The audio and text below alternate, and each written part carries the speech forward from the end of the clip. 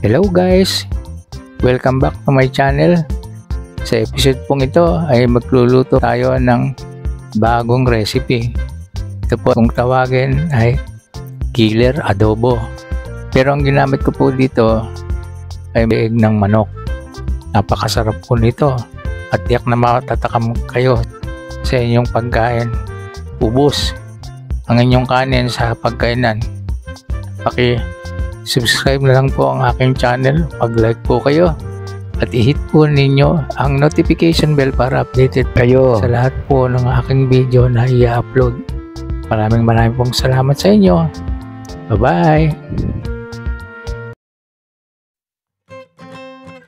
Mag-umpisa na po tayo magluto. Lagay lang po tayo ng kawali sa kalan. Hindi na po tayo maglalagay ng mantika dahil ito pong leg ng manok, kapag niluto po ito, lumalabas po yung mantika. Hintayin lamang po natin siyang maluto. Halu-haluin po natin. Maya-maya lamang po mapapansin ninyo na lumalabas na yung kanyang mantika. Buksan na po natin. Karaan ng 20 minuto. Ayan. Hindi po yan sunog. Medyo kulay itim lang gawa ng toyo. Pero nakita nyo, lumabas yung mantika. Ang dami oh. Di po ba? Para hindi masyadong mamantika yung adobo. Patayin muna po natin at baka masunog. Bawasan po natin ito ng mantika. Pero masarap po yan. Yung mantika na yan. Kasi pinagprituhan po yan ng leeg ng manok. Itong medyo nasunog, bawang lang po yan. Sinilagyan ko po siya ng bawang nung i-marinate ko. Napakamahal po naman talaga kasi ng kasim ngayon sa palengke. Kaya nagkakasya po ako dito sa medyo mura-mura. Masarap din naman po ito. Yan. Katapos po, ahunin natin.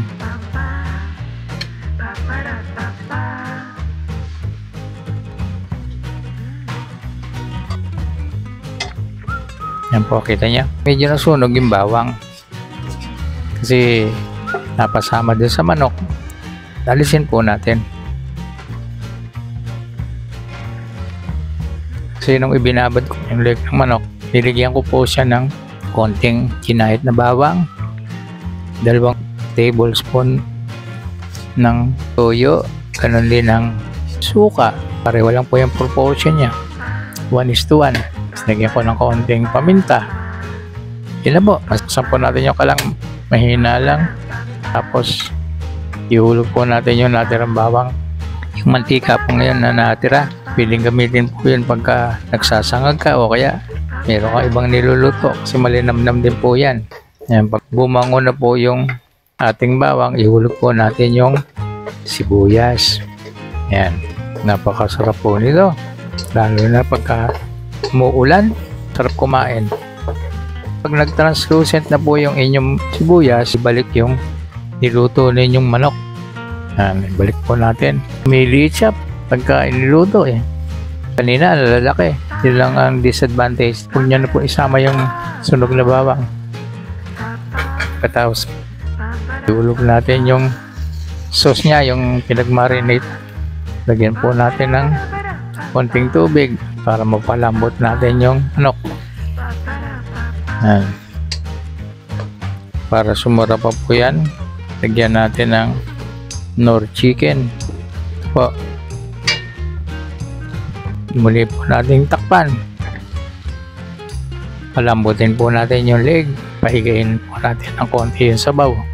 Pero magtira po din tayo ng sauce para pang sabaw natin. Kasi pag igang-iga, ayaw ng misis ko na walang sabaw. Siguro po mga 30 minutos para malambot yung manok o 40 minutos. Mahina lang po ang apoy. Buksan na po natin. Tingnan kung luto na.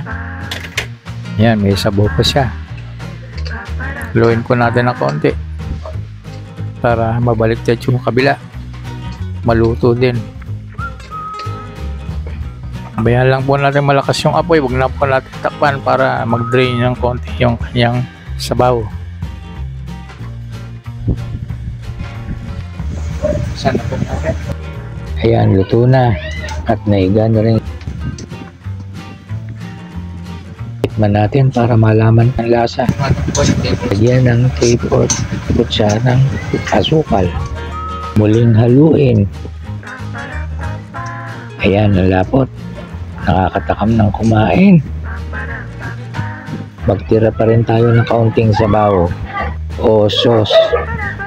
Last tikim. Okay na. Ito na po yung finished product ng ating killer adobo. Masarap po ito. Sana po huwag kayong makalimot na mag-subscribe, mag-like sa aking channel at i-hit nyo na rin po yung notification bell para updated kayo sa lahat ng video na i-upload ko. Salamat po. Bye-bye.